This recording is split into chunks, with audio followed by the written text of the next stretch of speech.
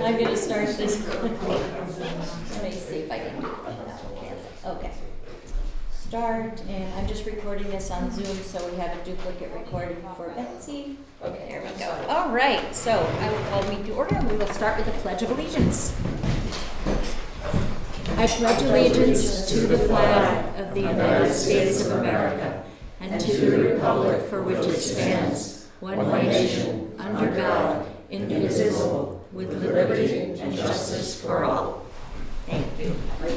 All right, what's wrong with the first two rows here? Nobody's sitting in front again. Starting to take it Guys, personal. I don't know.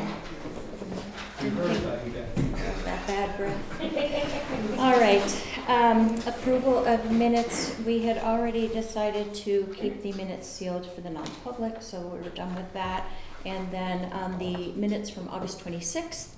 Did you have any questions or comments there? Nope, I've looked them over and I don't have any edit suggestions or additions. Motion to approve. Second. All in favor? Aye. Aye. This will go fast. All right, there's that.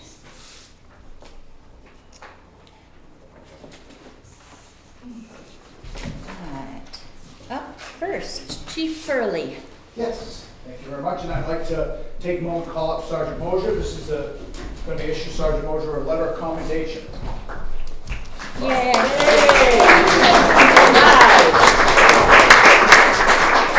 I'd also like to recognize his lovely wife, Alyssa. She's here. She's in the back. We give her a round of applause. Now, most recently, Sergeant Mosier was in the newspaper for his appointment by the governor, by the Attorney General through the governor's office, of a domestic violence domestic violence task force to review incidents of serious domestic violence in the state, and that's a real feather in his cap. And I think an example of not only what he brings to the table, but the fact that he's willing to participate at that level, to make the world a better place. But what we're here today for is a letter of commendation for academic excellence. Now, Mike came to work with, for me 2 years ago, and I saw a great deal of unrealized talent and ability, and it wasn't happening where he was working before. So I said, well, I'm willing to roll the dice on you, which wasn't really much of a gamble. But I said, there's certain things that you're going to have to do to get yourself ready to be in a leadership role. And one of those was finish his education. Like a lot of us, he's, kind of fits and starts. He started his education. Some things came up, life happens, and he didn't finish his degree work. So I said, you got to finish your degree work. So less than 2 years ago, I challenged him. I said, you got to finish up your education. Less than 2 years ago, he restarted his degree program, and in a year and 6 months, he finished his associate's degree. Very good. And in a very interesting field. Now, we kind of joke about it in police work. It's like, once you're a police officer, you don't really need a degree in criminal justice. You kind of have one. The job is your degree. So he got it in a very interesting field, and that is emergency management and strategy and planning. And I think that will serve him and the town of Jackson very well in the future. So he also was able to work full-time, build his house, the second house that he's built by himself, keep his wife happy, and go to school at the same time. His GPA was a 3.94. So that's pretty recognized in my book. So this letter of commendation, which a copy has gone to the select board and will go in his official file, reads as follows. Letter of commendation to Sergeant Michael Mosier from Chief Christopher C. Purley regarding exemplary performance, academic achievement. Dear Sergeant Mosier, you don't have to stand so far away. It's okay. It's okay. It is with I see. All right. It is with great pride that I issue you this letter of commendation for exemplary performance and academic achievement. After enrolling in a degree program with the University of New Hampshire, your tireless efforts were rewarded on 8/4/2025 with the conferring of an Associate's in Business degree, Emergency Management, Strategy, and Planning. This degree will serve you well managing the complexities of public safety now and in the future. In less than 2 years, you managed to not only maintain a high standard of performance at work as a supervisor here in Jackson, but also maintained high academic standards as well. Your GPA of over 3.9 is a testament to your capacity to learn and understand complex material. Recognizing that the learning process is a lifelong endeavor is the most substantial step in growth as a law enforcement leader. It's not the end of the road for you, that's for sure. It's my distinct pleasure to award this letter of commendation to you for exemplary performance in academic achievement, signed September 5th, 2025. Very nice.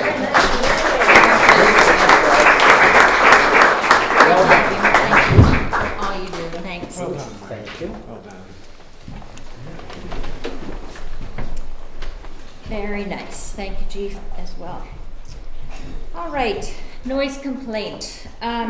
We received a noise complaint from Deirdre Braun, who is here for her neighboring short-term rental at 146 Tin Mine Road. And I'm going to read this letter just as a record into the minutes. Dear members of the Select Board, I'm writing to formally bring to your attention ongoing issues related to a short-term rental property listed on VRBO located next to my residence at 146 Tin Mine Road. I'm sorry, that's your residence address. No, I'm 134. Okay, so the next your residence at 134, so 146 is the short-term rental. Over the past 6 weeks, and this is dated August 16th, over the past 6 weeks, I have had to call the Jackson Police Department 2 different times due to excessive noise, particularly late at night. I can't recall the first night, but I'm sure it's in the police log. Last night, I was the second person to call the police department. While I understand that visitors contribute to our local economy, the repeated disturbances are having a significant negative impact on our quality of life and the peace of our neighborhood. This situation has escalated to the point where law enforcement involvement has become necessary, which I believe is neither sustainable nor fair to residents or our police department. I respectfully ask the Select Board to review the situation and consider what measures might be taken to ensure that short-term rental properties operate in a way that is compatible with the rights of full-time residents. This could include stronger enforcement of noise ordinances, stricter permitting and oversight of VRBO and Airbnb properties, or requiring property owners to have a clear, enforceable rule for their renters. I greatly value living in Jackson and am committed to maintaining the character and livability of our community. I hope the Select Board will give this matter serious consideration and take steps to address the growing concerns surrounding short-term rentals. Thank you for your time and attention. I look forward to hearing from you. Sincerely, Deirdre Braun. Thank you, Deirdre, for that. And the owners were asked to be here, but they cannot be here, so I believe they have someone that, oh, thank you. And your name is? Lonnie Santal. Okay, thank you, Lonnie. Before I call on you, I'm just going to read a few more things. And to quote Chief Purley, houses don't make noise, people make noise. So there were noise complaints filed and are on police record. But I think the important thing is what Deirdre brought up in the letter is that we can file noise complaints and it is the people that are there, but what can short-term rental owners do to be more responsible in vetting their renters, but also the contact, whether it be the owner or the representative of the owner, you know, what can they do to make sure that the tenants obey the rules of the town and the ordinances. So Alex Glorio, who is the owner, emailed us and said that, Lonnie, you are going to be here to provide input on current and new measures in place to notify tenants of house rules and quiet hours. So what has been done since the middle of August? And do you mind coming up to the front while you're chatting, so we have this. So I actually, from an August email we 15th. received, I understand there were 2 incidents. We were only aware of one, so I'm not sure when the other one was. They were both actually on, 3, actually. There Yeah. were 3. Okay. and so they were on August 15th, so. Oh, all 3 were on the same date. I think there were, No, no, it was what- 2 different nights of August 15th and then one prior to that. Okay. So I think the August 15th one was the one we were made aware of. Someone ended up tracking me down and emailing me. Oh, that was you. Okay. Okay. So that was the first time we actually were aware of anything. I do want to let you know what measures we've always had in place. So on all platforms, we do indicate, not just in the house rules section, but in the property description, what our rules are. You know, no parties, no smoking, quiet hours, so we're very clear about that. And we put it in 2 places so that it's not missed. In addition to that, check-in instructions. When we send them the address and the door code, we send a reminder of those important rules. And that's in a direct message to the renter. And we do try to vet the renters. Now that incident, Deirdre, that you had emailed me about, that renter, I did reach out to them and I looked, and they had past reviews, all 5 stars. So there was like no indication. There's no way we could tell ahead of time that they weren't going to be good renters. And we really do try to make sure, because we don't want to upset any neighbors and we want to be respectful of the community. So we've always done those things. What I am going to do now is add an extra step, asking them to reply back, acknowledging that they understand the quiet hours.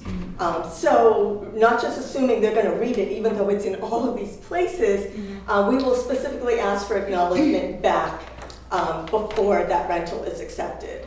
So that is one extra measure we can take. And I'm also going to make sure that Alex shares my contact information with all of the neighbors. We actually have in our rules not only that there are quiet hours and no pets and all of those other things, but we specifically state that if law enforcement is called or if neighbors complain to us, that we will terminate their rental right away with no refund for any remaining days.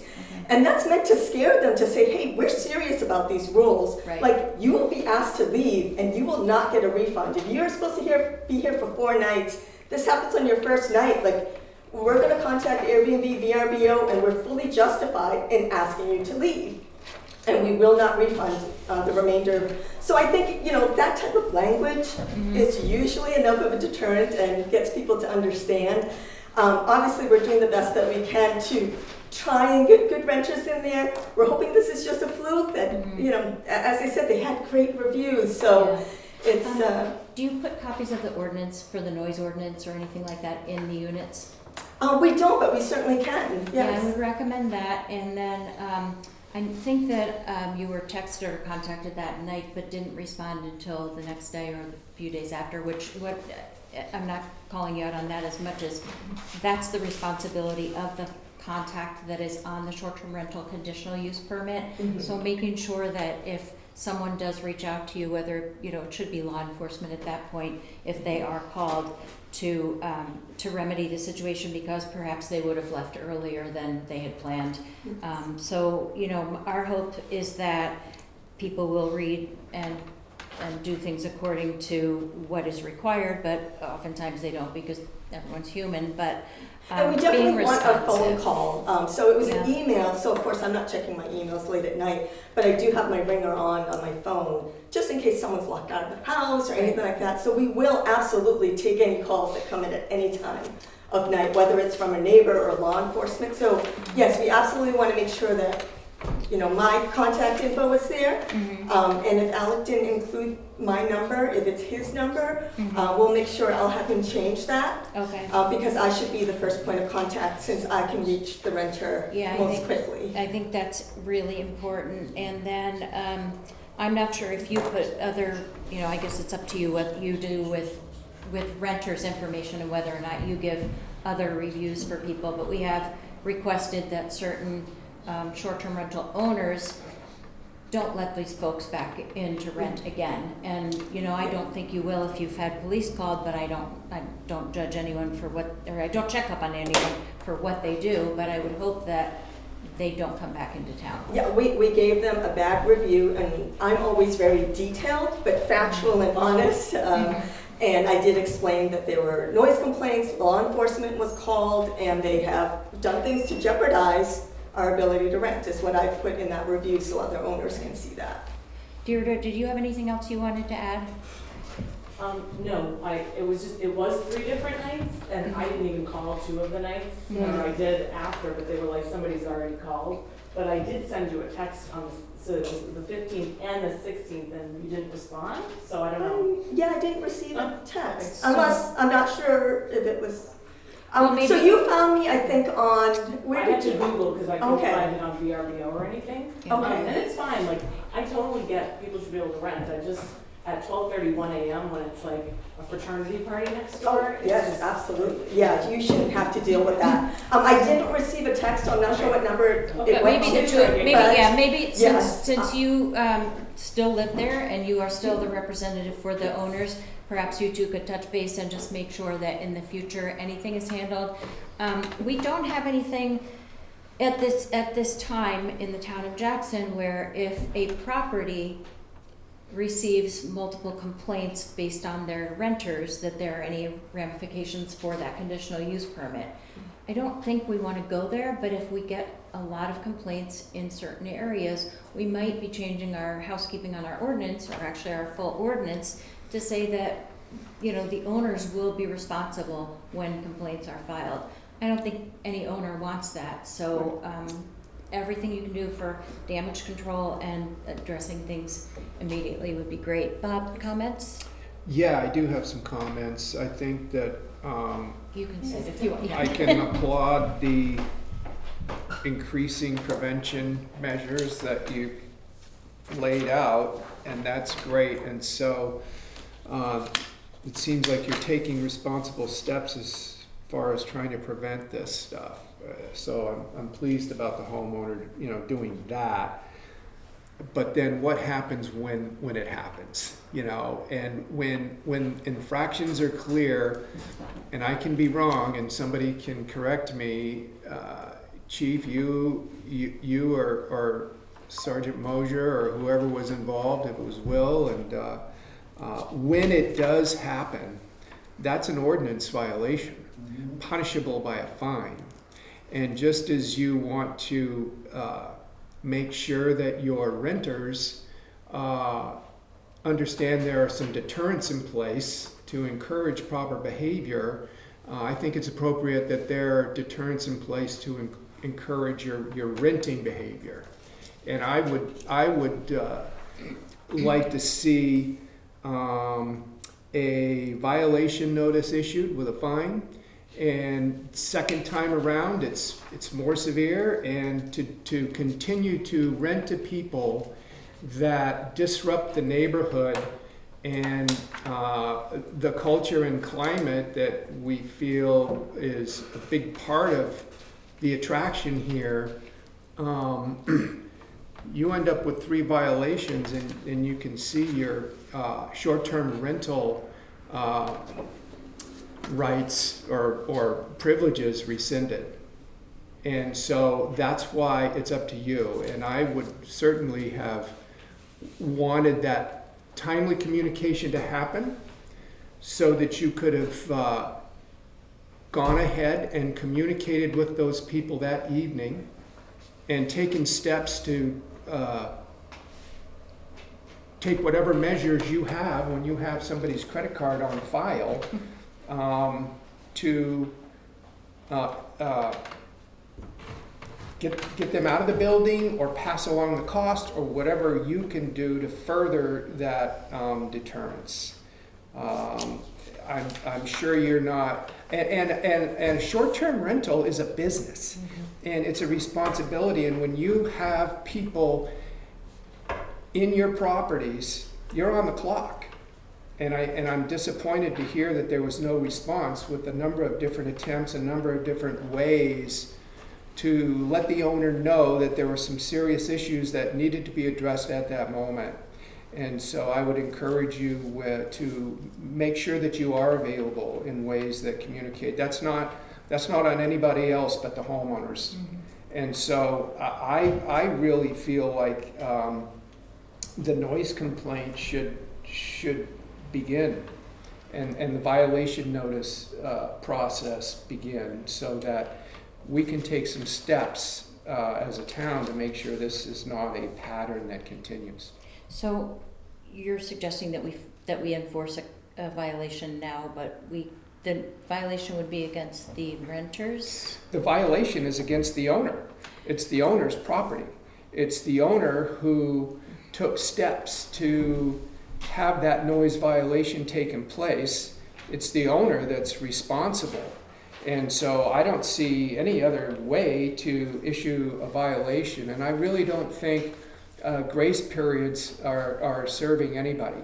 And then all of a sudden, the owner has a serious deterrent in place that has them, if they are serious about wanting to keep a short-term rental registered in our town, redouble their efforts to make sure that it's not disruptive to everybody within earshot of a property. That's not right. That's not right, and so there's nothing in my mind that says we should ignore the first time it happens. Chief, did you have anything to add, or you? Well, a couple of things. One was, and the sergeant and I were talking, is a database of that contact person responsibility is really helpful. But we were just talking about how would we access that database at 2 a.m? So that's a systemic problem that has to be fixed.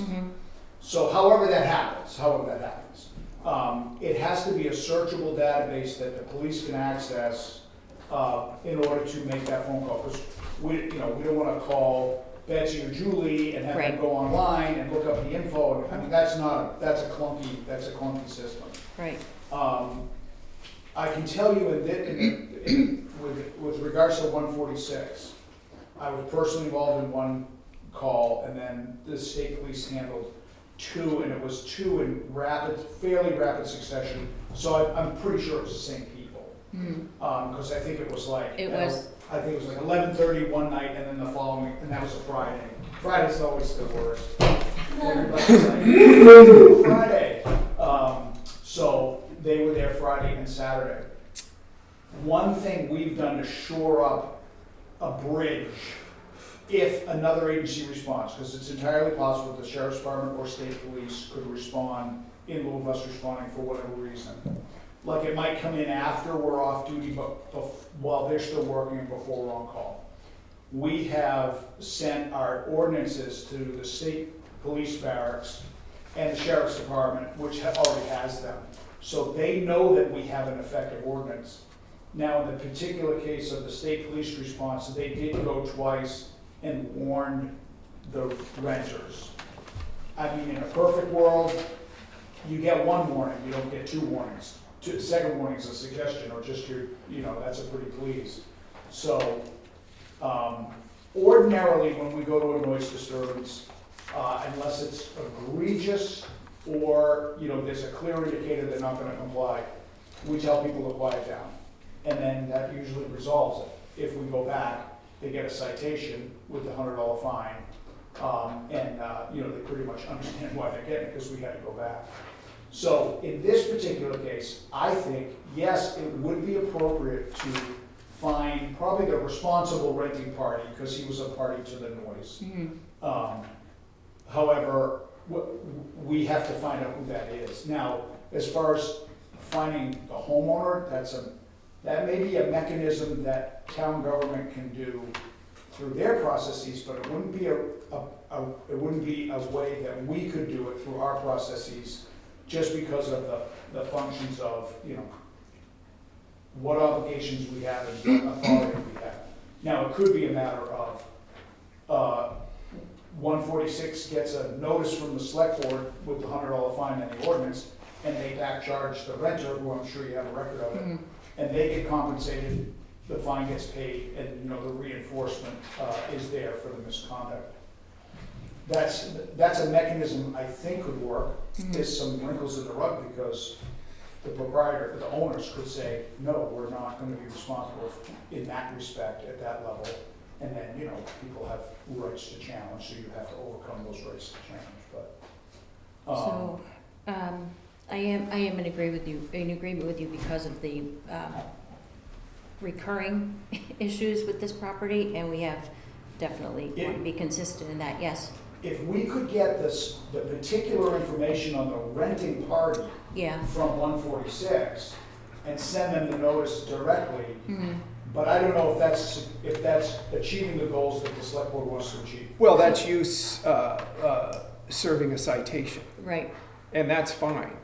But our responsibility with the ordinance is to issue a violation, first offense, And yeah, they can back charge the renter if that's their choice, but the bigger issue is that we don't want short-term rentals registered in our town that are thumbing their nose at our ordinances and not doing anything about it. And so this is I think, a relatively effective way to encourage the owners to have the level of control and oversight over the properties that owners should have. We can certainly draft the complaint with the owner's information, provide it to the select board, and the select board can follow that with your, I would say enforcement action, but your regulatory action. Yeah. Yeah. If that works. It's- But we yeah. can draft the complaint. It's not enforcement. Yeah, I It's would like regulatory. that, because then I would run that by council to see if it's actually a noise complaint versus a short-term rental complaint. Mhm. Because I think there's a distinguishment between what we can and cannot do as far as complaints and violations. I'm happy to So- run that by Jason. Okay. Once we have everything. The Yep. second Yeah, we issue can take her is- complaint. Okay. having the information you need at the moment to make contact when this kind of behavior is occurring. And I think that we've got 151 short-term rentals registered in this town. I don't think it's an infinite number, and I think a spreadsheet can be put together in short order with Yeah. contact information. That would be super And helpful. I think, I don't want to put work on our town office, Betsy, but I mean, I think that's going to be an Yeah. important thing we do moving forward, because if we've got, in the moment, an attempt to make contact with an owner for behavior that needs to be addressed right then and there, and we're not getting a response, we need to take steps further on our end. Yeah, and we do have the capacity to have that database right in the car with the. Yes. Yeah. Absolutely. All right, so we'll work, sorry, go ahead, Sorry, Lonnie. can I ask a question? Was the owner contacted on any of those nights where that happened? Because I think he Not by- forwarded not by an me. Okay, so I Not by think me. he received an email from I the did s- neighbor Okay, and was very. hold on, we're gonna track down the chain of what happened, Okay. and we'll let you and the owner know as well, because I don't think we can answer all of those questions right now without that documentation. So we'll let Chief Pearlie draft what he needs to based on looking back at the logs, et cetera. We'll find out any communication and we'll relay that to you and the property owner. And then we'll figure out what steps will be taken beyond that, whether it's a short-term rental violation or a noise ordinance violation. So I'll Okay. make a motion that we table any further action on this until our next meeting and continue to carry this agenda item over. That sounds great. Can I ask about just timing? So I do want to first of all, no homeowner wants to upset any neighbors or wants to have these type of renters. So I just want to reinforce that. And I own Right. short-term rentals in Bartlett and in Mhm. Conway, so personally as an owner, I would be appalled, and Alec was appalled Right, at hearing this. But if you do decide to enforce something, I do want to make you aware, through all of these platforms, we have a limited amount of time to seek reimbursement from renters when there are issues, and that's 2 weeks from checkout. So anything that you do put Yeah. in place, I'd just like to reinforce that timing is extremely important. It can't be 2 weeks later that we find out, or 3 weeks later that we find out something happened and there's been a fine. That would kind of tie an owner's hands in getting resolution for something that they may not have been aware of or had any control over. Do you text? Yes. okay. Okay, There you go. I have a comment. we'll take comments at the end of public comment, okay? So I can't discuss on this at all? No, it'll be on public comment after the end, Okay. okay? Even though other people were allowed to make a comment? Correct. Only the parties that are on the agenda for that specific Well, topic. I'm on the agenda for a short-term rent. The short-term rental is on the agenda, but I wanted to comment on short-term rentals in general because obviously I have them in town. But Right, If you so- want, if you'd like me to wait, I can wait till the end of the meeting. That would be perfect, thanks. Okay. All right. Anything else to add on that, then we'll talk about at the next meeting. We'll keep it as pending based on our discussion. The next is certificate of insurance for the Jackson Ski Touring Foundation and handicap parking spot at Jackson Falls. I think Ben wasn't going to be able to. I'm here representing Ben. Oh, hi Ken. I'm here representing two hats. How lovely. So, we just got the information from Ben about the recommendation and the vote that was taken. So do you want to talk about that a little bit? Yeah, first, just a little bit of background. Jackson Ski Touring Foundation sort of learned after the fact that we actually owned that now strip when we ended up taking ownership of the Eagle Mountain Golf Course. And we learned about it in two ways. One is one of the heirs, Angus Badger, informed us that we were the owner. I went to the Carroll County Registry of Deed and I looked and yes, that tiny sliver is there. And then in addition, I noticed that the town had also had to go to CHP before the Ski Touring Foundation had taken ownership to get permission and actually had an easement that was registered with Carroll County to be able to use that strip when we were rebuilding the bridge out Bridge. there. Yeah. And as far as the Ski Touring Foundation is concerned, since we've just sort of come to digest the fact that we own it, we haven't decided what we're gonna do with that parcel. And that just came to us very recently, but then it became very clear, wait a minute, we have people walking across there and parking and so on and so forth, so we needed a certificate of insurance. If I'm correct, that has That's been already been done. taken care of. Correct. Right. And it's the same thing that is required of landowners that have trail easements with Ski Touring Foundation and so forth. Right. So we're very pleased about that. And the Ski Touring Foundation has no dog in the fight about whether they can be parking on Valley Cross or not. If that works out to be the best spot for whatever reasons, so be it. At least until we decide to continue on that parcel. Then I'm here to represent the Conservation Commission as a member, and Ben, I think, hopefully I parrot back what Ben said to you. If not, you can correct me here. But basically, there is an issue about whether there was an agreement about no parking on Valley Cross. Right. That did strike me a little odd because I don't think the town even knew at that time that it didn't own that land. So that was an encumbrance probably put by the town on that property at a time when everybody thought the town actually owned the property. But as an interim solution at Jackson Falls, there is a need to have handicapped access to the porta potty up there. The best spot was actually off Valley Cross because that's with the least amount of grade and so forth. Understanding that the only other location that really makes sense would be to occupy one of the three spots that's dedicated to the taxpayers of Jackson. So as an interim solution, we're recommending that one of the three spots at the Jackson residence parking spot be converted into a short-term parking, which would be limited to 20 minutes for anybody who's handicapped legitimately and be posted and so forth.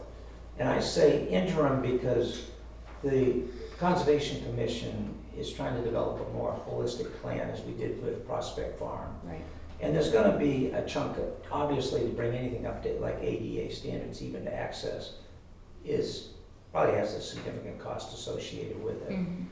We also have some serious erosion, bank stabilization needs because of the floods and so forth. So we're waiting actually for a hydrogeomorphologist to come in to help us understand what those costs are and so forth. But I think it should be recognized by the town that the Conservation Commission is just doing a lot of patchwork now, running wood chips down there on the trails, and we have to almost do it every year and it's all volunteer help at that point. So we will be developing a comprehensive plan. We will want to readdress that. We don't know where the best location is actually, and the cost associated. So that's essentially where it is right now. But the request to the select board at this point, if you recall, there was quite a do about parking and too many people up there. Through the select board, it was decided to take the recommendation to make 2-hour parking at all of the locations. And because the Jackson taxpayers wanted a place so that they didn't have to compete, that's the location. Right. What we would be asking here is we're going to reduce it from 3 to 2 to meet the handicap, understanding that that one location would be for other than just Jackson taxpayers. Right. So one question I have first is this the only handicap accessible Porta-John that we have in town? I don't know the I answer to that, but I would think- guess I thought we had this one and the one at the falls that were both handicap accessible. it could be. And is that one used in the winter because? No, that's taken out. So during it's, the winter. yeah, so it's not, we're not talking about the winter No. months at all. And the parking lot at Jackson Falls is not plowed during the winter. Right, that was my next thing, was I don't think we even plow in that area, so it's not accessible One of there. the challenges with where the Jackson taxpayer parking lot is there's a great big dip. Yeah, So some cars actually get stuck going in and out of there. yeah. It is not heavily used at this point, Mhm. but that's some of the infrastructure needs that's going to need to be looked at in the future. But one of those 2 remaining spots would serve the purpose for the handicap use.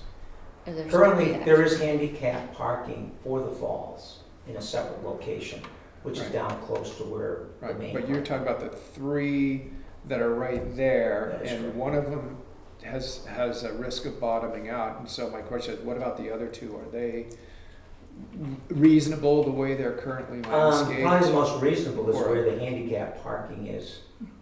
The actual parking location that's down further, the main one, is problematic because you have drainage ditches running down through there. Mhm. And when people have these giant pickup trucks and so forth, they're actually sticking out into the Yeah. road pretty Right. much. So that parking lot in itself is not the best opportunity as it currently is constructed. But That's you're part still of- recommending to take some steps to, This is an interim solution until we're trying to package everything together as opposed to coming in piecemeal. And it'll take a little while for us to do that. yeah. But I think the goal was probably to keep the parking off of Valley Cross Road as well, just in the interim as, Yeah, I mean, that is the most accessible location to Mhm. get to that porta potty. Because it Yeah. is flatter and it's, when you come up from where the Jackson taxpayer is, it's just, it's not the easiest. Neither of them are ideal, but the Yeah. best was actually to come in.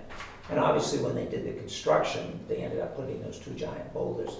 And the idea was to have a single parallel parking spot at that location for handicap for handicap. accessible. And we had posted it as for 20 minutes only. Mhm. I think it was Chief Pearlie had notified the commission that actually we needed a legitimate handicap Sign. parking sign there. Okay. So the objective would be to put a handicap parking spot, a legitimate one, at those 1 and 3, and it would be posted that it's only good for 20 minutes, which we thought was a reasonable time for somebody to come back and forth, as opposed to just using it as a parking spot Parking in its own right, correct? Bob? I could be wrong, but haven't we had a recent hydrogeomorphologist study that contained that They included a did one in report? Bob, yes, I've looked at that, and it was done a number of years ago. Do you remember how long? It was a number of years ago, but that was before we saw Irene and before we saw the December December. storm. And actually, the way the bridge is constructed may funnel more water against the bank, Okay. because the abutments have been brought out further.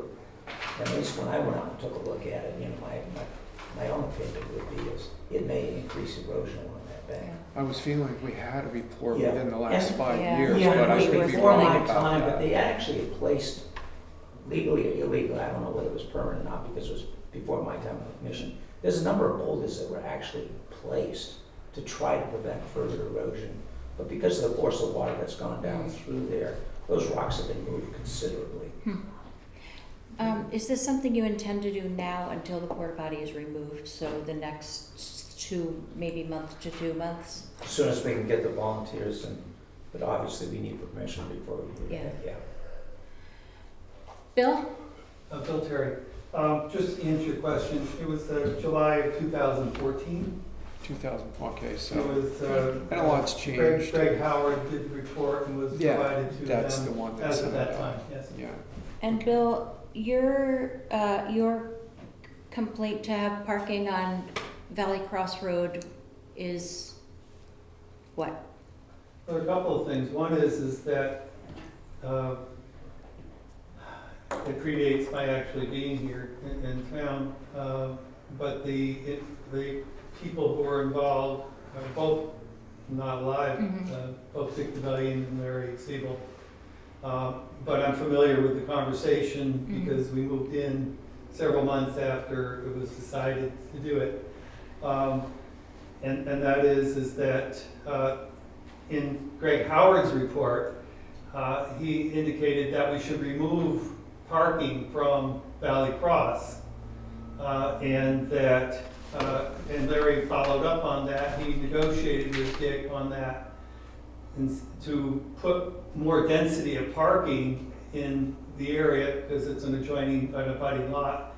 And I don't know whether the folks who lived in our house at the time were consulted or not, but Dick's a pretty strong negotiator. And he basically said, yeah, okay, if you want to put the few spots in to get rid of parking on Valley Cross, that's a trade-off I'm willing to accept. And that did occur, and that occurred in 2014.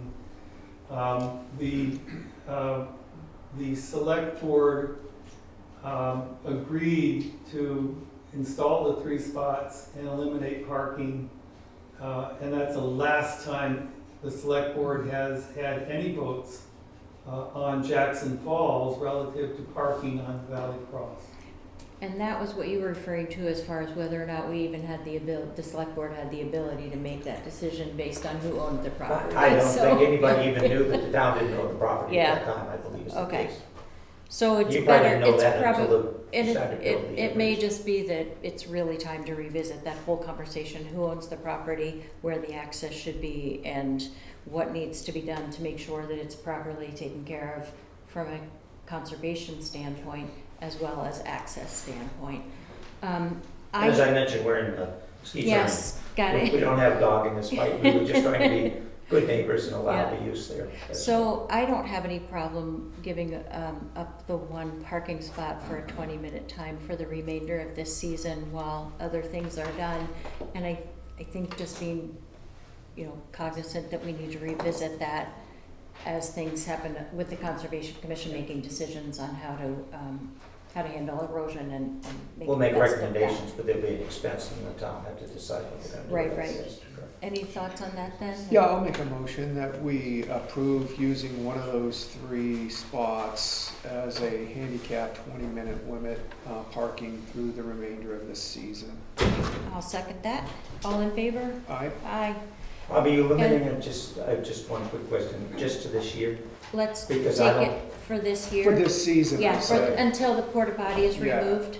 Because And- if you guys are gonna take a more holistic look Yeah. at I between don't think now you're and gonna next have an answer spring. by next year. I agree Well- with, I hear what you're saying, and I don't mind revisiting it in the spring. Right. But if we can come up with any kind of other alternative plans, I'd also like to look back on if any documentation we can find going backwards and hear from all parties, but at least for the very Yeah. minute, for the next rest of the season before it snows, I'd like to at least have that available.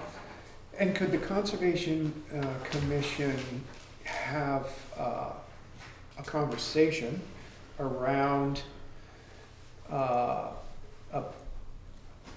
plan to consider another hydrogeomorphologist study and report? That contact has already been made, Oh, okay. and we're waiting to see how it fits in the schedule. Okay, so you're already moving in that direction. Yeah, and I know those things take time, and it may not be next season, but. Ben had made contact, Okay. and I think the individual, Good, and they're few and far between. yeah, It I is a think I remember specialized. that. And because when I chatted with Ben at the end of last night's meeting for a few minutes, he said that the individual has said, I've got to finish all of my summer work and then I'll try to come by. Okay, And just Thank keep you. us posted through emails, Thanks. obviously. So, thank you very much. All right, so fire station construction updates. Lots of beeping going on out there. It looks like the trusses will be installed, flown over is the term they use, Mhm. those builders. Either Friday or by Tuesday at the latest, so we're still on schedule and locking in costs, which are still looking good. There's a fundraising effort also that's in full swing through the Jackson Firemen's Association to raise money, and I think about naming rooms and everything else. And so we'll have a dialogue about that when it's all said and done too. Fantastic. But we're clearly at a point where we're all confident that there's not a lot of unknowns left in that project to threaten the contingency fund, and there will be some return of or some unused funds connected with the bond, yeah. Fantastic. All right, town hall building move updates. I don't think anyone's here for that, but it's looking good as far as land being filled in around the building, and so no news is good news. I'm gonna go with that tonight. And then the fire pond easements are still pending. I believe we just got some dialogue back from our attorney, but it's not any further along than that. So we'll continue that as a pending item. I don't know if you had a chance to read some communication we received today from Attorney Meyer. I did not. Okay. They would like to have this approved at this meeting, and I'm just gonna share this part with you where Noah Dumas from the Liquor Enforcement Agency said that the violation, and I'm reading this into record because it said that this has been closed out and we just have not received the report yet, but the violations they are discussing simply are verbal counsels, and that is in quotes, meaning no fines, license suspensions, or penalties as long as the licensee doesn't repeat the same violation. So that means that there's no violation. We were pending the fireworks permit because we were waiting on the report. We don't have the report, but basically what this says is there are going to be no violations. So I don't know if that's something that you and I want to talk about. On the letter from Attorney Meyer, which was received just today, I'll let you just kind of glance, but or if you want to read it, you can read it, and we can take a break here. But timing is of the essence because the fireworks permit has been on our agenda for a while, and obviously the Black Mountain folks want to make a decision on whether or not they are approved to have fireworks. I'm not as concerned about any legal actions as I am about the fact that I just don't think fireworks are a good idea with livestock next to their property. I think that in the past 2 experiences that we've had with what has happened to the livestock, and there's some documentation from the Davises about the condition of the livestock after the 2 fireworks occasions, and I feel in my gut and really strongly that it's not proper to have fireworks with livestock next door. I don't think that it's necessary to celebrate with fireworks, but there are other people that do think it's really important to have fireworks, so I'm not against fireworks. I'm against fireworks with cattle next door. So that's my opinion, and again, I think factually as well, I just don't think it's legitimate to have that. I know Frank isn't here, and I know you haven't had a chance to read this, but anyway. Eric, did you want to comment on that at all? Yeah, we surveyed a lot of our participants and customers up at Black Mountain, and it was overwhelmingly in favor of fireworks. And I believe we met the mitigation pieces the first time and the second time, and the state requirements with multiple operators and licensed folks. And it is a 7 to 10 minute display that happened twice last year, and we're currently asking for it to happen once. If you do deny the permit, we would like clarity as to exactly why you denied the permit. So we can move beyond that and what that appeal process would be and where we would need to be. Great. But I think it would be very detrimental to the town and the businesses in it. It was both events with fireworks are just revenue generating days. And I absolutely hear you, because I know that when people come to see fireworks, that, you know, that it's a fireworks show, especially on occasions like New Year's Eve and July 4th. I mean, that's part of the celebration. But, and obviously if you're surveying your, you know, the folks that are at Black Mountain at that time, they're coming for the show. But the folks that take care of the cattle, and the documentation that I received from what condition the cattle were in after both of the events is very detrimental to their health. In the winter months, they're obviously pregnant because they give birth in the spring, and there were several of the cattle. I don't remember the entire terminology, but there was documentation as far as some harm. I don't know, call it a mental health issue or anything, but with the cattle. But there was some harm to the cattle that, nobody wants that to happen. You could talk about folks with PTSD and animals, other dogs and things like that, and that's for everything that goes bang and flies overhead. So it's not just that, but I think just the fact that the cattle are literally right next door to where the fireworks are is just not, it just doesn't seem humane. So But they are well outside of the boundary prescribed by the state. I understand that. Including the boundaries accepted by every other town regarding animal safety and what have you. And to be clear, we haven't received a copy of any of those reports around what you're describing. Okay, I'll make sure that- harm or yeah. anything like that. Yeah. So I don't know if those were received recently. I'll make sure that you get copies of the documentation then. Bob? I think my questions might be for the chief. This letter from Noah Dumas was sent to Attorney Meyer on July 8th. Have we had any communication with the Liquor Commission since July 8th? Well, that was gonna be my first question, if I had the opportunity to ask, Yes? was when the letter was sent.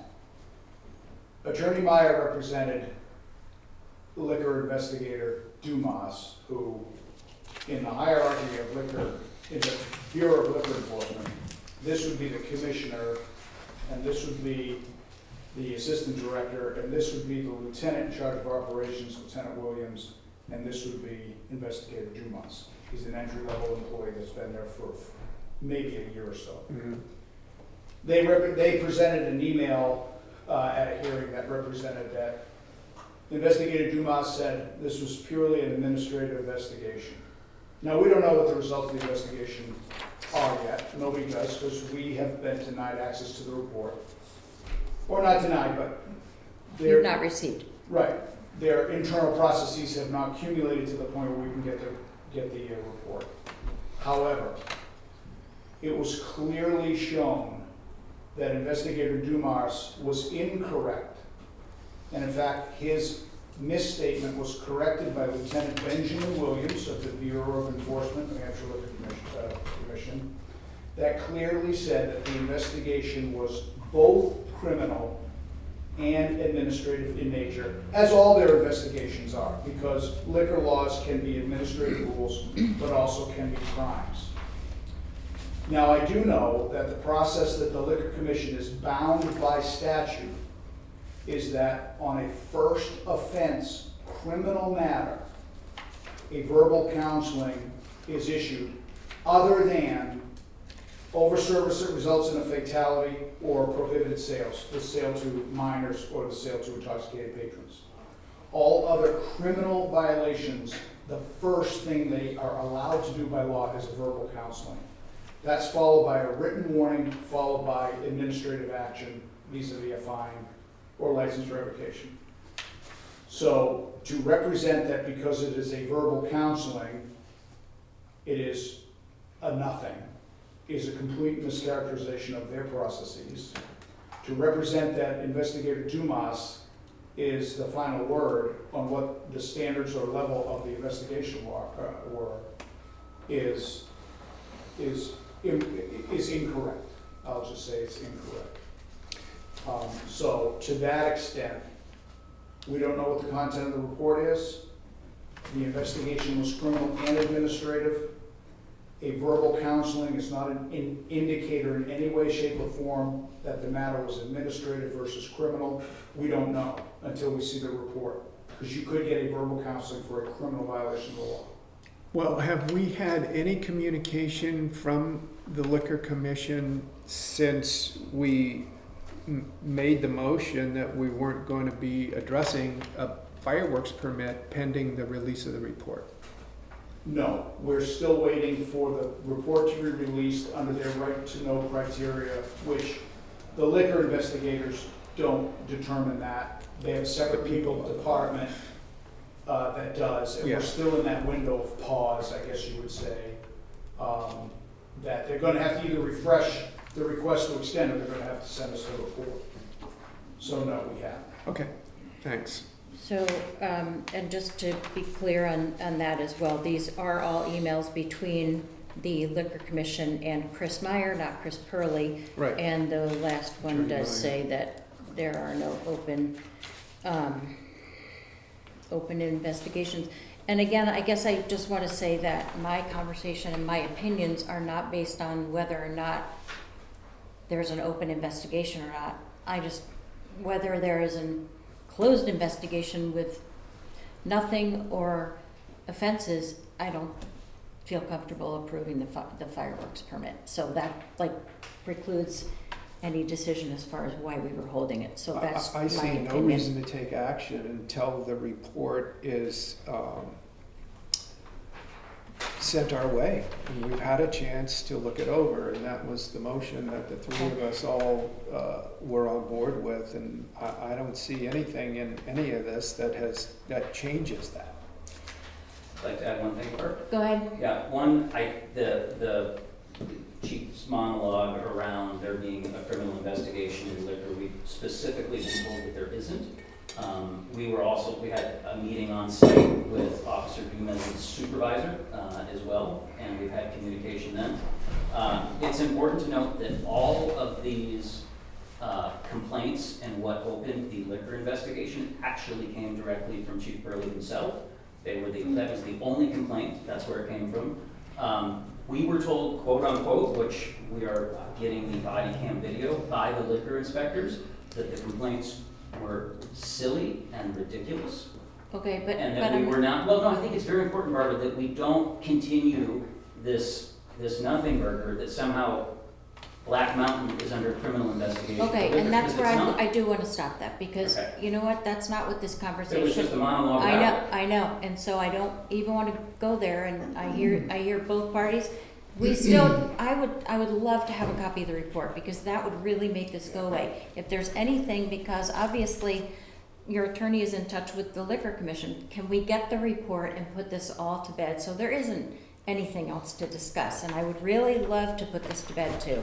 It's holding up many things. I don't love to have pending items on the agenda any more than you do. It holds your business up and it holds our decisions up, and it also just shouldn't happen. So what is holding up getting the report and having that? If it's all closed, and it's been closed since July 23rd, why are we not getting a copy of the report? That would really, My understanding hold is on a there's an second. additional investigation in place, not regarding Black Mountain's liquor permit, but surrounding the folks that reported it and the manner in which it was done. Okay, so you know what, I would really love to be in communicado with whoever is telling us, so we can find out what the status is. Because like Bob said, we made a motion. All I did today was voice my opinion on the fireworks, regardless of that motion. So I think we need to figure out how to get that report so we can move forward and make this decision and get it, close your business and close our business. Bob? Can I check with Chief Purley? Yes. Seems to be looking at the communication. This is, again, referencing the date of Investigator Dumas's email. This is a follow-up email from Lieutenant Benjamin Williams, his superior, by a couple of grades, because he's in charge of the second. The title, it's dated August 7th. Attorney Myers has this email. I'm assuming he did not send it in that packet that he sent you. I'll be happy to forward it after I read it. Lieutenant Williams, Benjamin, Chief, Investigator Dumas was mistaken when he said the investigation into Black Mountain Ski Resort was administrative only. The Liquor Commission, Okay, Division of Enforcement, is a law enforcement agency. We conduct parallel criminal and administrative investigations, and the Black Mountain Ski Area investigation was both criminal and administrative in nature. okay. August 7th. And Barbara, August here 7th. again, and we've also had follow-up specifically that response was elicited from that person, and we have a correction to that, and Okay. that is what the All ongoing right, then, investigation. so we don't have all the complete documentation, we have conflicting emails and conflicting communication. We all need to get on the same page because I can't understand why there would be conflicting information and/or missing emails between the three parties, so, and I say three parties meaning the select board, the chief of police, and Black Mountain, actually four parties with your attorney. So, go ahead, Bob. So I guess might be my final question for the chief. Have you received any communication since that August 7th email from the Liquor Commission regarding this investigation? No, because we received Okay. the 91A information Okay. prior to, Okay. so no. All right, And is so, there anything in that packet dated beyond August 7th? no. Okay. So, Eric, I will be in touch with Attorney Myers, and Chief, if you could forward me your communication so I can make sure, thank you, I'll make sure, and we'll talk and see if we can get this done by our 22nd meeting, which is 2 weeks from yesterday. If not, if there's anything we can discover in the meantime, you know, that we can, you know, so we can bring this to a head and close it out on the 22nd. And you were gonna give us the information that you received on the livestock. I have that as a note to do. Thank you very much. All right. And just All to right. remind myself, that is a Monday. Yeah, Monday meeting at 3:30, and I was gonna definitely stress Man. that our next meeting will be on a Monday instead of a Tuesday, but, all right. So hopefully that will be the last time we see that pending. What? Betsy, I won't have a problem at all with a reminder call about that meeting. Okay. Nice. I have Tuesday on the brain. Okay. The next, let me go back to my information, y'all. All right, the next is in our short-term rental area here. We have a violation notice for 310 Moody Farm Road, and Heather Johnson is the owner of this property, and she is advertising for 5 bedrooms and sleep 6. Well, that doesn't sound too bad, except that she only has a 3-bedroom tax card and septic, so she really needs to change her advertisement because per our ordinance, the maximum number of people that the dwelling unit can be advertised for in any published listing or other form of marketing shall be the lesser of the number of bedrooms listed on the town tax card, the building permit, or the septic approval. Maximum number of people that the dwelling unit can be advertised is 2 for each bedroom plus 2 additional. So the people number is correct. If you take 3 bedrooms, and it would be sleep 8 honestly, but she never has that many people, but she does need to change the advertisement to be a 3-bedroom, which is on her tax card. So she has been informed of this and has not changed it. So Excuse me, I'm here. Oh, By the way. hi, I didn't see you. I'm sorry. Do you have a question for me? I was wondering why, I thought we had contacted you and asked you to change the reservation, the advertisement, but in an email back to Julie, I'm sorry, here it is. You had talked to her about the VRBO listing, and it said 5 bedrooms, I believe, and you also said that you have 6 people max in all of your short-term rentals, etc. So has that been changed? No, I haven't changed anything because I wanted to come here and Okay. just verify, because I was just reading the Jackson E-News on September 4th and I saw, oh, I'm on the naughty list. So I just thought it was kind of a strange way to find out about that I might have a violation notice with the town of Jackson. Just a little bit of information about our home. I've used, our home was built in 1968, and we had building permits to build. It was a 2 bedrooms plus a bunk room in our home back in 68. In 76 and 77, we built on a large addition with 2 additional bedrooms, an office, a deck, and a storage cubby area, plus an additional shed. And then flash forward, we've always had 4 people in our family. It was a 4-person owned home, but we've had a total of 3 bedrooms plus the bunk room since 1976 at the property. So anyway, flash forward, I started doing VRBO listings. I was one of the first 10 in the town of Jackson in 2013, January of 2013. The short-term ordinance started at some point after that, I'm not sure the year, but I signed up immediately, did my application appropriately. I've had Chief Bennett up there regarding egress and all this and that, so I've put in numerous amounts of windows and made the home safe or overly, over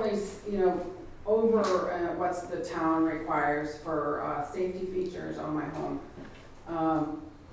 In regards to the advertising, I've been advertising as 5 bedrooms because there's 5 sleeping spaces in my house, if you will. There's 11 beds total. I can sleep 11 people up there, but I chose to, long ago, I've chosen to have a 6-person maximum. And I have a 3-bedroom septic. So I don't know, I'm happy to change the advertisement to say 3 bedrooms or whatever, if that's what you're requiring. But I'm advertising, 6 people right now as a maximum. I'm guessing I could advertise up to 8 people if I chose to in the future. And I'm fine with that.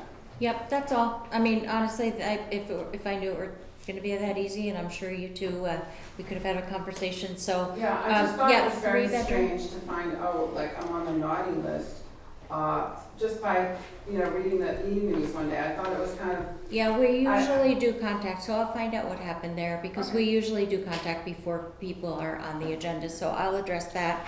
But, that would be the requirement, is to change it to 3 bedroom sleep, Yeah, I can do that 6. in a matter of a minute. No Okay. worries. Bob? Yeah, so I knew Kevin was not gonna be here. We were talking earlier this morning, and I knew he wouldn't be here today, but in order to kind of reconcile with short-term rentals, we have passed an ordinance that also considers the septic approval, because that translates into the water use. And the last thing we want is to see fields and tanks fail from overuse. And so, and we don't want to set a precedent that people who have 3-bedroom septic systems approved can then turn around and carve out another room for sleeping quarters, and next thing you know, we've got people with 3-bedroom septic approvals making advertisements for 4 or 5 bedrooms all over the place. And so we really want to try and keep it uniform. And so this was about having some consideration to a violation notice. I see no reason to kind of further any of that discussion. It's the first time I've seen it too, because we don't deal with agendas between meetings so much, but I have no problem making a motion that we rescind a discussion centered around a violation notice for 310 Moody Farm Road, pending the correction in VRBO of the bedroom count from 5 down to 3. I'll second that motion. All in favor? All right? Aye. Thank you, Heather. It was nice to see you, and I appreciate you being here, and I'll find out what happened with the communication side of things. Okay. Sounds good, thank you. Appreciate it. All right, you said Kevin is not here, but I know if he had any concerns about building and Right. driveway permits, he would Okay. bring that along. Yeah. So let me just organize myself here. Yeah, and then, any public comment? Yes, Hi, Norman Benoit, Hi, Norm. 43 Bolton Drive.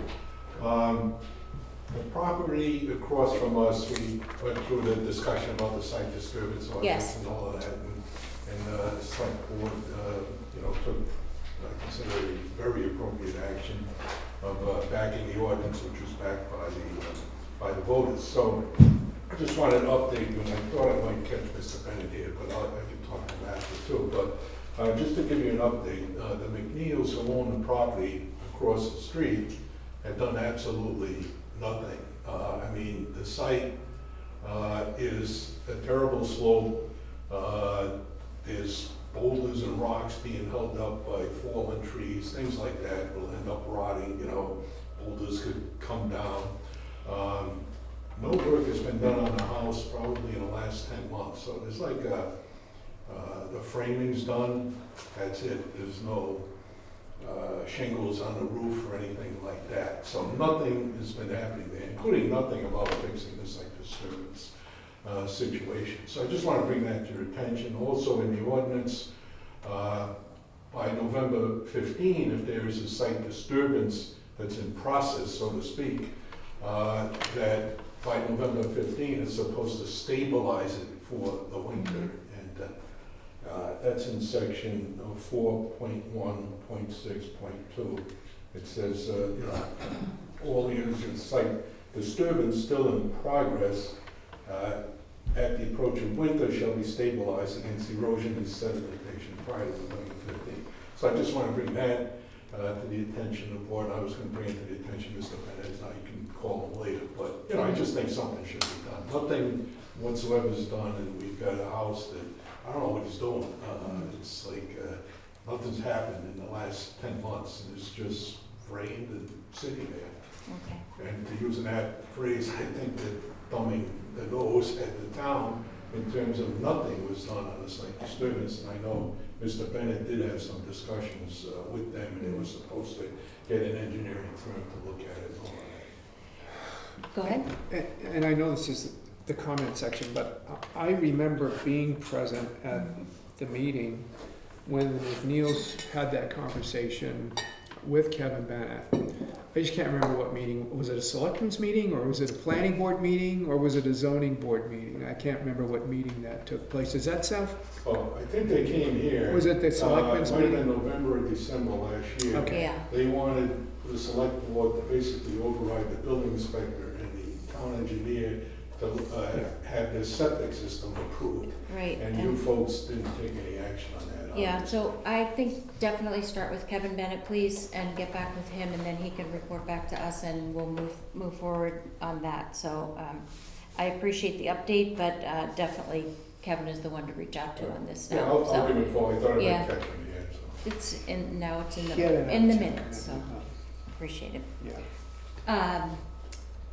Gentleman in the back, Eric, sorry, I didn't recognize you. Oh, Just kidding. yes. Excuse me. Just a quick comment on the short-term rentals. Yes. It's certainly something that the town will continue to have to address as it grows. As you quoted Chris saying, the people make noises, not houses, right? And if we had a bunch of rental cars speeding up and down the road, we would issue the driver's tickets.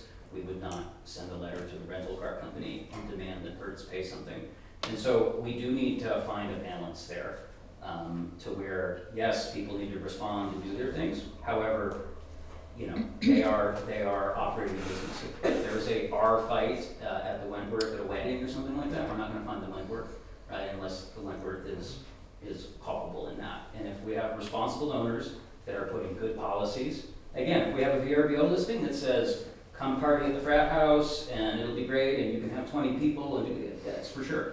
But having owned, 20 plus short-term rentals in my life, you cannot control what people do. And I think ultimately, if there's a noise complaint, then law enforcement should be dealing with the person that's making the noise, not the person that owns the house, unless that's being encouraged. So that's my only point on the short-term rentals. And there's a lot of towns, resort towns, that deal with this. I hope we can figure it out as well. Thank you. Mhm. that actually reminds me that we are going to be scheduling some meetings, but we don't have them on the calendar yet, to do so. Sorry, go ahead, Lonnie. I'm sorry, just as a follow, I know earlier there was a comment about Thank you. text messages sent and no response. I just want to clarify, I did connect with Deirdre outside to exchange information, Okay, and she pulled out her phone to show me the message, and there was a typo in the number. okay. So I just want on record that it wasn't the case that people were contacting either me or the owner and not getting a response. We actually didn't hear about it until after the incident, and then I think the chief sent an email maybe a week or two after as well. Okay, So I just want to make sure that's on the record, because That's good Alan to is know. a good guy, and he would not simply ignore it, and I would not ignore okay. any message. I appreciate that you two were able to work that out as well. Thank you. So, yes, Bill? Are we still Public open for comment. public comment? Yeah. Thank you. I will, I intend to, but I will agree with your comment. When we put together short-term rentals, we walk a fine line in terms of setting the ordinance. And if you intend to follow the conversation I think that you had, I think you really need to talk to council, because when we talked to him, that was not in the cards. And it was not appropriate for us as a town to establish that within the ordinance. How that works, this is some years back, when we put these things together, and things have moved since, but I don't know that they've moved any differently to change homeowners' rights. Generally, I've not seen anything in the legislation that's changed that. The other comment I had, I hope to make, was regarding the parking at Jackson Falls. And that is that I sent you a note, and I sent a note also to Ben Halcyon. I've done research on what you have approved as a body and what the Conservation Commission has approved as a body. They never voted in their own meetings to allow for the handicap parking where it was located, or that they should have it at all. They never requested a change in plan, which is required, and has not been done except for 2 events. One was in 2014, when Larry Siebel made a request to add the 3 spots and to eliminate the parking. And that was done in October of 2014. And there has been a number of things that are being done, it seems, without follow-through between the commission and the select board. That needs to occur so that it's in the minutes, so people can comment on it or vote on it, as we did on the Prospect Farm agreement. None of that's been done. I appreciate the fact that you're making the 20-minute parking available for handicap in the spots. I think that's a good solution. The only issue I have with it is that the signage that we have for all the signs at Jackson Falls for handicap parking is not according to what it's inappropriate. It does not meet any standard of any kind other than, and I think, Chief, you have notified the Conservation Commission that it did not meet the requirement, and you offered a sign to them, which they never used. And if you're going to offer out a parking space for a handicap spot, it needs to meet certain criteria. And I think if we're going to do that as a town, I think we increase our liability by not having it properly marked. Mm-hmm. One of the ways I thought, possibly I'll thank Linda for this, my wife Linda, I thought instead of having 20 minutes for handicap parking, just say it's a 20-minute parking, and allow that as a temporary parking space for that. And then you don't have to create a difficulty for knowing whether or not somebody has a space where a handicapped person can actually use it. Because I don't think any of those spots are appropriate. I don't think the one they had, which is why I didn't like that spot, it's also a safety hazard, that one. But this other one is just not, I mean, besides the bottoming out and stuff, it just is not really a really good handicap spot. So, you know, buyer beware, I guess. If you said it was 20 minutes of parking, it might be a better deal. The other comment I would make is, and a question, and I'm not asking you to answer it, but relative to the property for the Jackson Ski Touring, it appears that most of that property is within the Valley Cross right-of-way. And what I wondered was, I looked at the transfers of property that were done for the Shanks in 1978, and also the descriptions 1973, against which that was measured. And I appreciate that, yes, there is a slice of property, but then the question I have is, in the process for doing the bridge, I know you ended up getting an easement from the Porath Badgers to work there, or whomever did. But I also believe there's a process when there's a discovery of a parcel that is in the right of way, that it is part of the process to determine whether or not that should be taken by eminent domain or some other means that the town would actually, municipality or whomever, would actually purchase the property, so that there was no conflict. Especially in this instance, it is truly a sliver. I mean, we're talking about something that is probably from that wall to that window at its widest point. And it narrows down to nothing.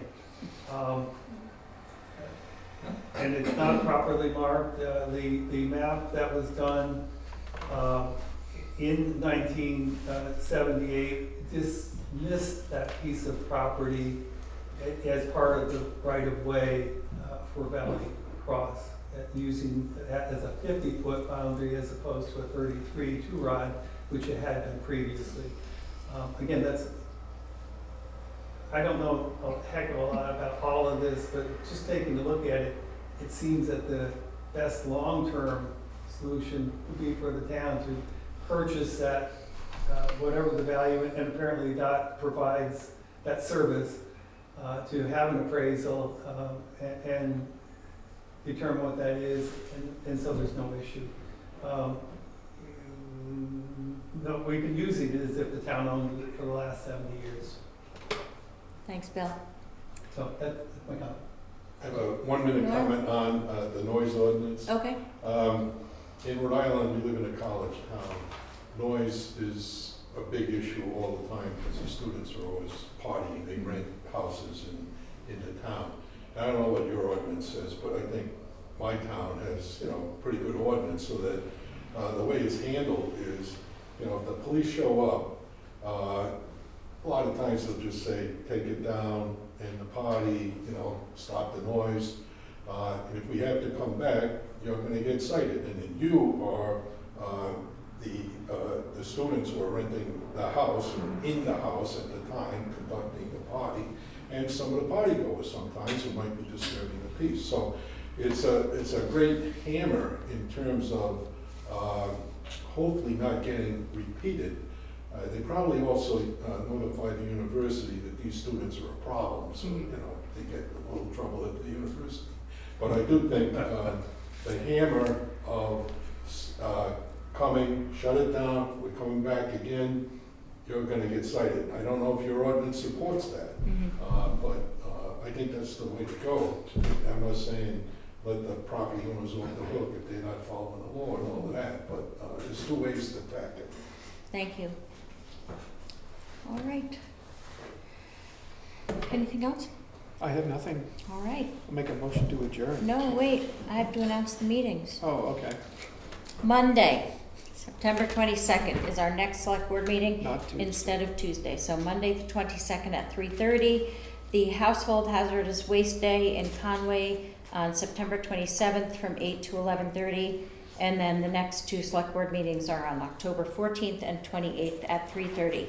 One other thing, September 11th is Thursday. It is incorrectly in an article in today's Conway Sun that it's at 5:15 to gather by the bridge. It's actually 8:15 on Thursday morning, where we walk the loop of Jackson with the American flag. It is a very commemorative time. If you're interested, please join us at 8:15 on Thursday morning. And what I started to mention before is we will be setting up some public hearings to go over some ordinances that need either new ordinances, housekeeping, or things like that in anticipation of the town meeting in March. So watch for those dates, and if anyone is interested in attending, they'll be very exciting. Yeah. Motion to adjourn? Motion to adjourn. I'll second that. All in favor? Aye. Aye. Thanks everyone for coming. Please make sure you sign the sign-in sheets.